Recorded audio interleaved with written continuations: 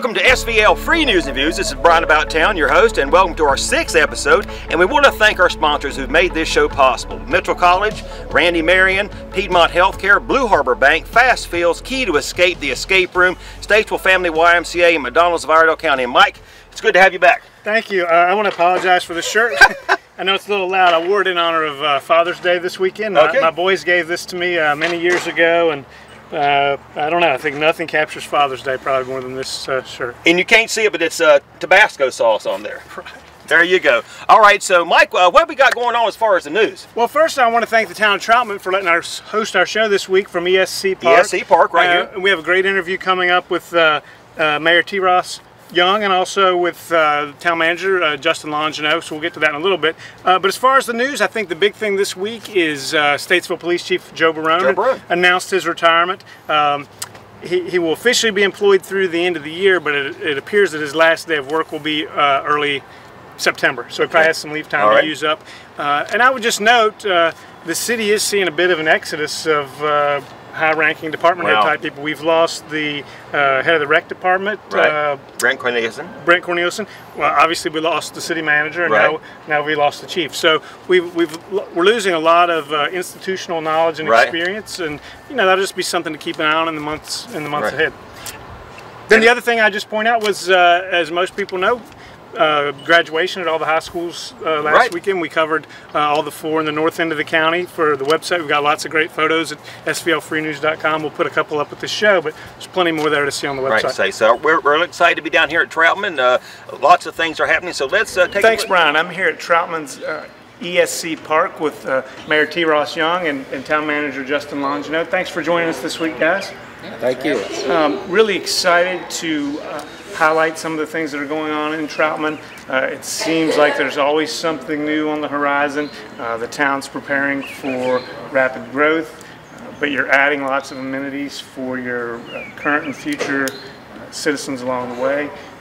Just coming out of the budget process, looks like you're seeing an increase in revenue, not having to raise taxes or water and sewer fees, correct, for your residents? Yes, that's correct. So, Mayor, maybe just start with you.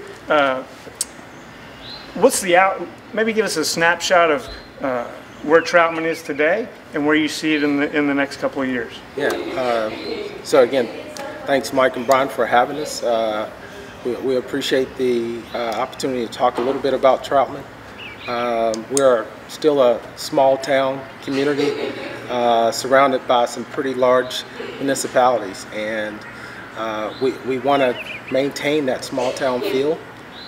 We appreciate the feedback we get from citizens who say just that. They want to continue to maintain that. We're looking to not only do that, but also have an opportunity where people in the community can live, play, and work. I know every community says that, but we are truly working toward that sort of thing. We've got some great assets in our community, whether it's the lake, the state park, our wonderful ESC Park, as you mentioned that we're here, as well as the Iredell County Fairgrounds. And so all these things are here, and we want to best utilize them to make sure people have a wonderful place to live. And as we mentioned, from a business perspective, we're trying to entice businesses to come here, that people don't have to drive very far, don't have to be in traffic and sit in traffic long times. And so those are sorts of things that we're working toward to make sure that people can live and work here and play without having to go too far. Now, Justin, from an administrative standpoint, that all sounds like a lot of work. Your population today is around 2,900. We were talking earlier, you're projecting in 5 years that could easily get to 8,000 or 10,000, assuming the economy continues to grow the way it has, interest rates are favorable for businesses and those things. When you think about the population doubling, tripling in the next 5 years, what do you have to do to be ready for that? Yeah. Well, to answer that and to touch on the mayor's point real quick, it's really great to be in an environment where the council and the staff and the citizens all really have that shared vision. I mean, I think you ask anybody, you'll hear that same sort of answer, that we want to keep that small town feel, and we want to stay Troutman. but we also want to have those amenities that people look for. But in terms of handling that growth, I think that again, we're kind of on the same page where we want to prepare for that growth. We know that it's coming. We've just recently undertaken a strategic master plan that we've hired a consultant to help us with, and have an aggressive timeline to get that in place in the next 6 months or so, so that we're able to keep that growth trajectory going, but also make sure that growth happens the way we want it to happen. And you must have a kind of a separate vision for the interstate area versus downtown. Maybe you could talk about that a little bit. Yeah, I think the vision is that most of our commercial, large commercial, will end up on that interstate side of our town, and it's not to at all neglect what our vision is for our downtown. And you know, we're having conversations yesterday with the North Carolina Main Street program, and we're in a process of wanting to follow that and really improve our Main Street, if you will. Now, Justin, I know there are a lot of events coming up in the next week or so that you'll want residents to know about. First of all, on the 14th at 7 o'clock, I know you have your public hearing for the budget. Sir. Then on the 15th, you have Party in the Park here at ESC Park. Right here. And will there be live music at that? Live music, yep. And then on the 30th, you have the Troutman Independence Day Festival and Parade. That's right. And that starts in the morning with ceremony, and then you have the parade, and in the evening you have the festival and the fireworks. Is that right? Yes, that's right. The parade starts at 11, and then the festival starts at around 5:30, and goes until about 9:30 whenever it gets dark, and then we'll give the guys the go-ahead for the fireworks and have a big fireworks show.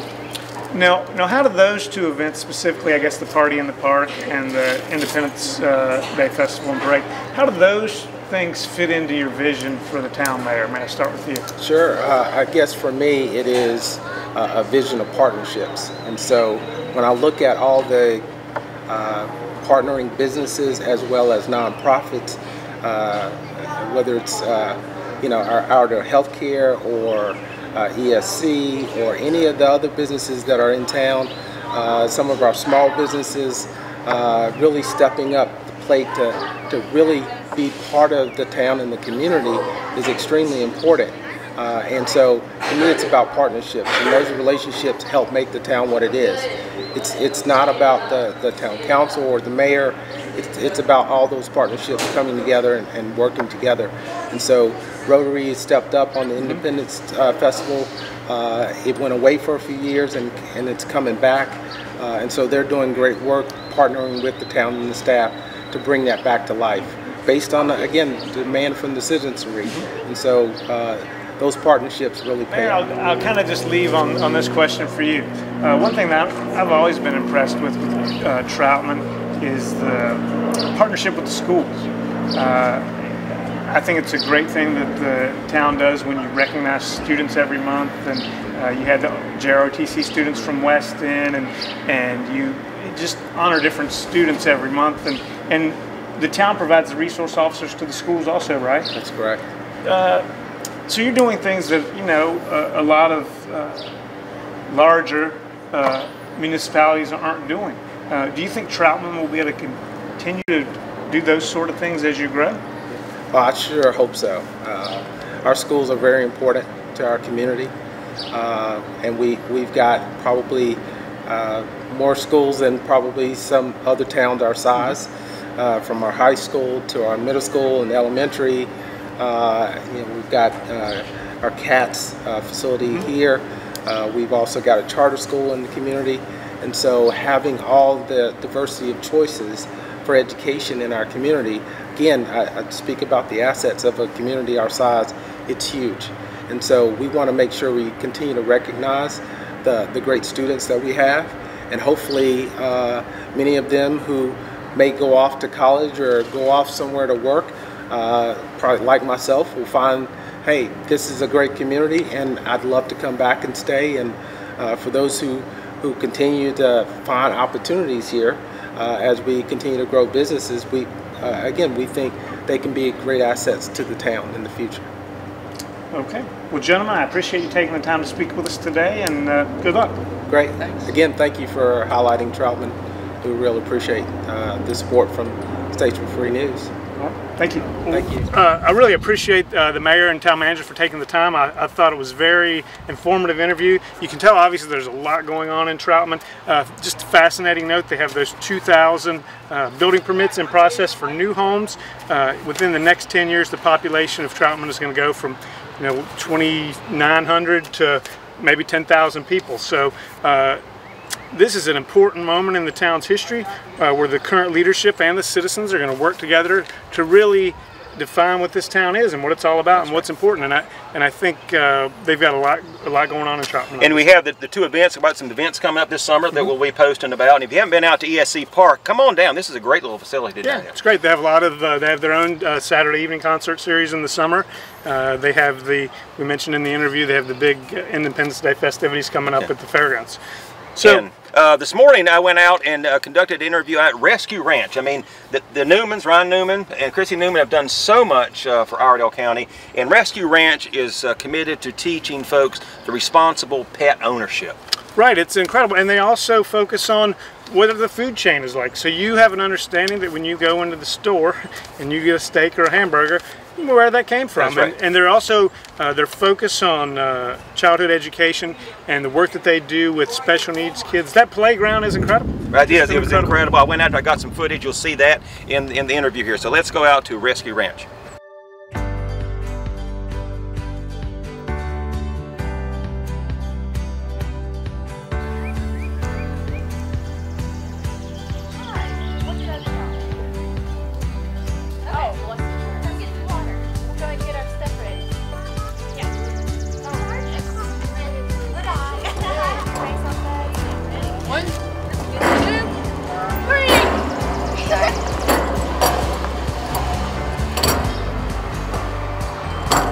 Hey everybody, I'm out here at Rescue Ranch and I'm with two very distinguished folks, Ed Kinch and Stacy Foreman. Stacy and Ed, how are y'all doing this morning? Excellent, how about you? Thank you. I'm here because they're kicking off a camp, and talk a little bit about why does this camp fulfill the mission of Rescue Ranch? So Rescue Ranch, here we teach animal education. Okay. We're all about the humane treatment of animal, Right. and also responsible pet ownership. And so Stacy has set up these programs to kind of highlight those features about pet care and everything. Yeah, when the kids are here, they actually will spend time with all the animals that live here at the ranch. They do different animals every day. They even help with the animal care. Right. So we have them helping clean some of the enclosures. Some of our older kids will help out, mucking stalls and Right. Doing some of the outside stuff as well.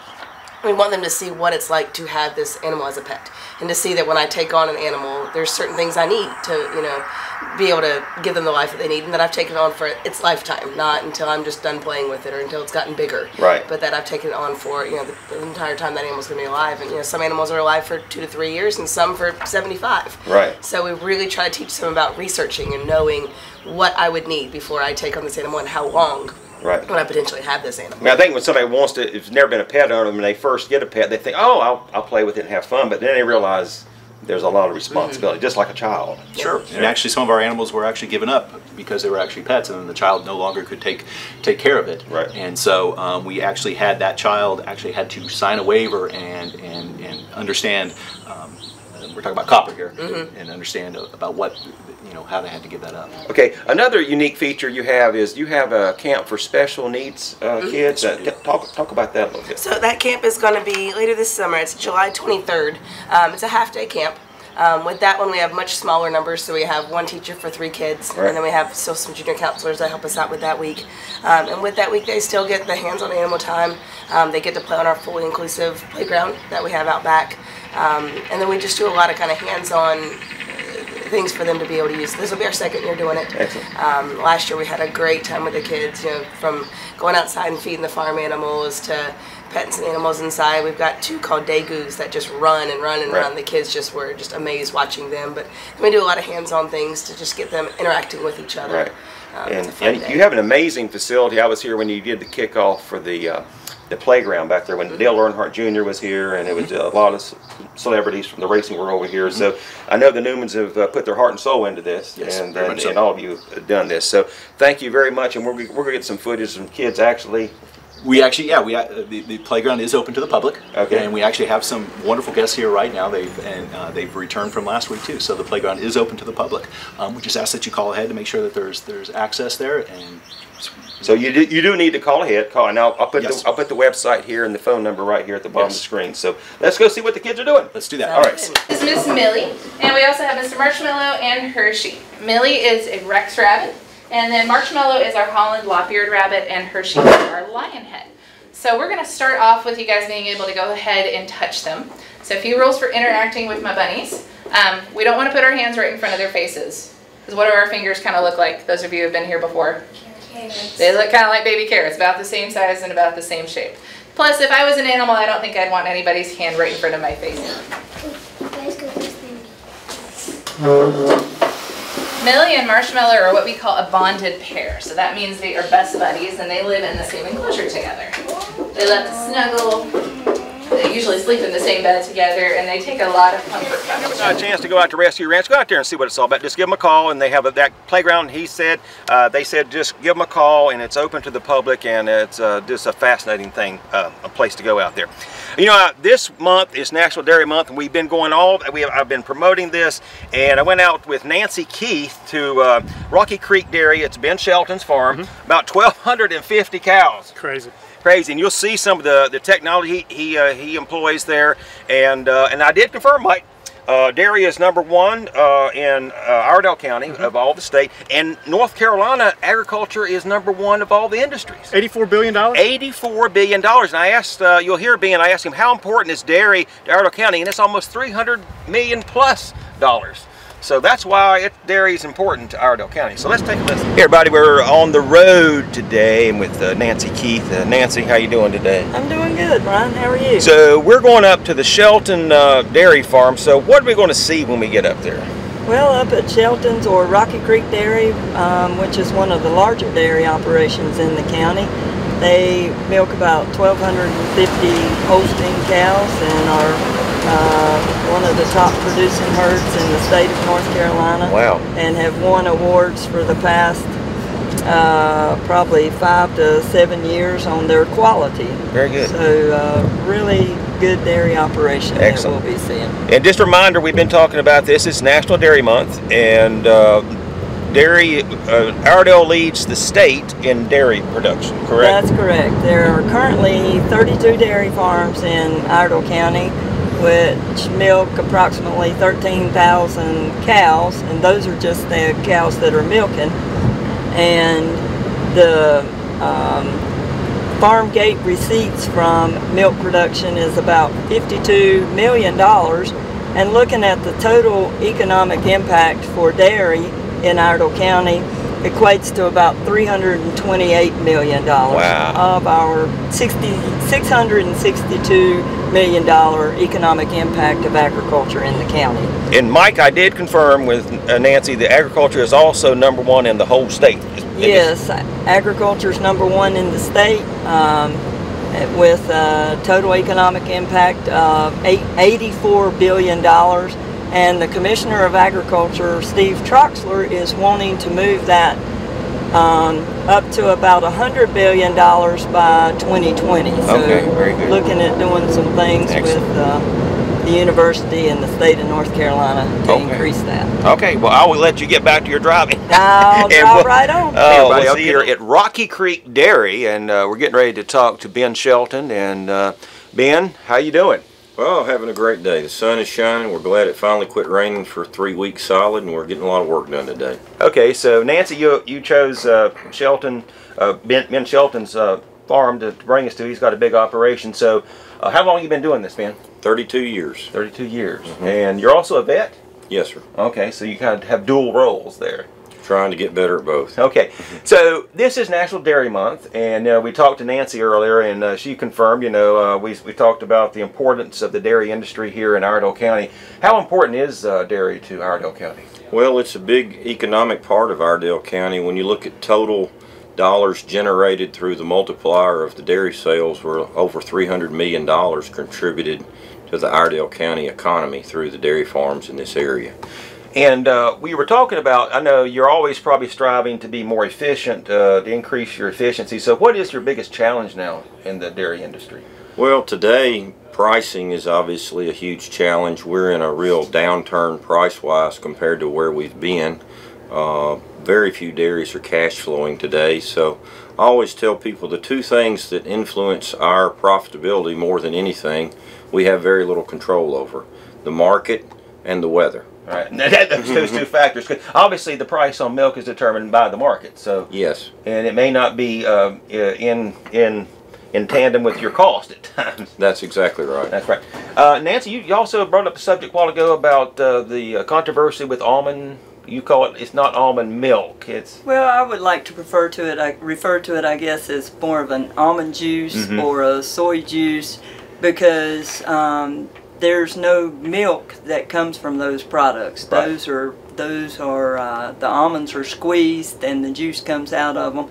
And if you look at the nutritional value of that, the nutritional value of an 8-ounce serving of milk is 8 grams of protein for that 8-ounce serving versus 1 gram of protein in an almond and how much beverage. Well, how much of an impact either one of you is that making on your demand? It's having a huge impact. In the Southeast, fluid sales have been our driver of price. Fluid sales have consistently been dropping 1 to 1.5% per year for the last 10 years. Right. So the figures came out about 3 years ago that for the 11 marketing states in the Southeast, we had lost the production. We had lost the sales of fluid sales, the equivalent of the milk production in North Carolina. Right. So we lost fluid sales on the equivalent of 50,000 cows. Wow, that's a lot. So now, are there price supports, or are there no price supports? No, we're a free market. You're totally free market, and that's been the case for... several years ago, the supports that the government had in place really waned out, and I think the dairymen really want that. We want a free market system. There is an insurance program that the government has offered, the Margin Milk Protection Program, but the government has made a lot of money on that. Very few dairymen have actually benefited by that program. And we've been talking about, Nancy, we've been talking about the 10% program, which is trying to buy local as much as possible. Where is some of your milk going? Is any of it staying here and being sold here in Iredell County? Well, most of in a month's time, our milk will go to probably 10 different plants, but most of those plants are within a 2 to 3 hour radius of here. So we go to Hunter Farms, we go to Pet in Spartanburg, we go to the Ingalls plant in Asheville, we go to Publix in Atlanta. So all those plants take our milk. So if you're at Pet milk from Spartanburg would be from here. If you were at Ingalls, would be processed in the plant in Asheville. We also send some milk to a cheese plant in Greenville, Tennessee. Right. So I did take a peek back in the area where they actually milk the cows. I was very amazed how they seem so orderly back there. It's like they know what they're doing. Well, they do it 3 times a day. 3 times a day. And so what's the average yield on one of your... Our average yield this morning was 95 pounds per cow. Wow. The top cows today are probably in the 160 pound per day range. And what contributes to more yield? We've improved genetics tremendously over the last 30 years, just with better technologies that are available to us to understand genetics. We've improved our forage quality, so the feed that we're able to feed cattle is better. Our knowledge of cow health and cow comfort is improved. So it's a big ball that you have to put it all together to get to that level. Well, thank you. Well, Nancy, I wish you both, I guess I can say Happy Dairy Month. Is that fitting? That's good. That's right. And Ben, I wish you the best in your business here, and hope that we'll get those prices up a little bit. Well, just drink more milk. Drink more milk, not almond juice. That's right. So, thank you very much. Beverage. Thank you very much here at Rocky Creek Dairy. Hey, we've been talking a lot about, of course, there in the dairy business, in agriculture. We've also talked about farm to plate and the NC 10% program, which Matt Lenhart talked about last week. But this week over at the YMCA, they're kicking off cultivation.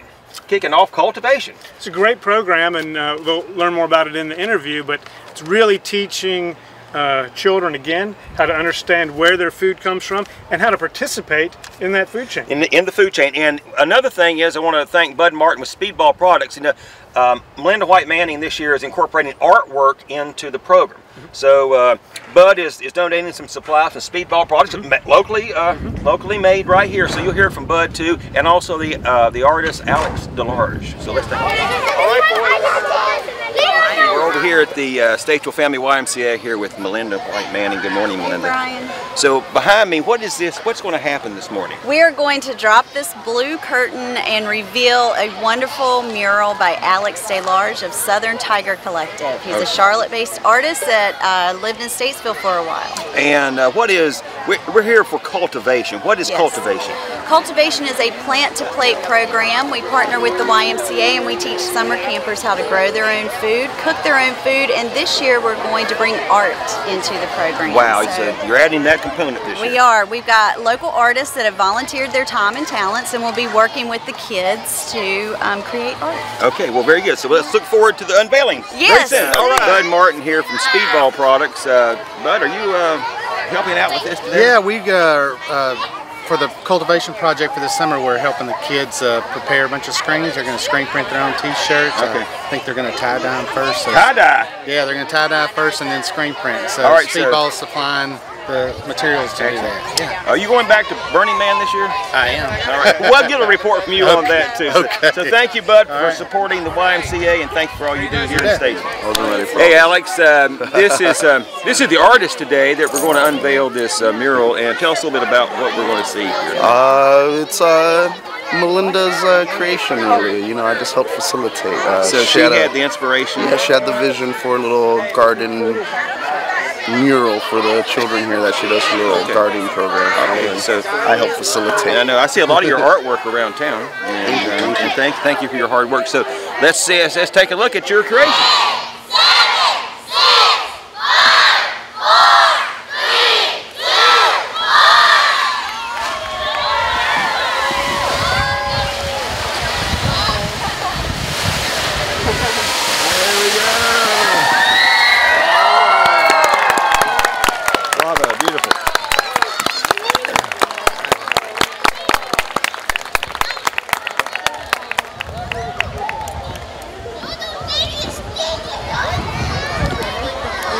Chance to go out to YMCA. Statesville Family YMCA is more than just a place to work out.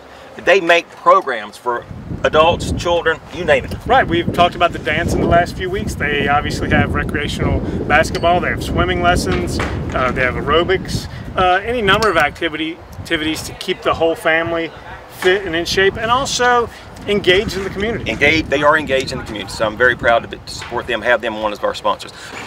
Hey everybody, this is Brian About Town. We've had a programming change today. Originally we were going to talk with Marley the Bloodhound, but I got Gary Simpson here as the first responder of the week, sponsored by McDonald's. Gary, how you doing? I'm good, how are you? And tell us about your dog here. All right, this is Abby. She's a 5-year-old lab, and she comes to us from Argentina. Wow. She was imported in here from Highland Canine to the Sheriff's Office. Sheriff Campbell got this canine for our program, and I work on the Interstate Criminal Enforcement team. And Miss Abby here is narcotics detection only, and she does a fantastic, phenomenal job out there for us on the road. Why did you want to get into narcotics enforcement? Well, 24 years ago I started law enforcement, and about 3 years into my career I started into narcotics, and then that led to the interstates, and I'm the longest running interdiction guy in the state of North Carolina. You are? Yep, this is my 20th year on the interstates, and 13 of them are with our Dale County Sheriff's Office. What makes a rewarding day for you? Anytime we can enforce the drug laws in North Carolina, make it a safer place around Iredell County for our citizens, is a good, rewarding day.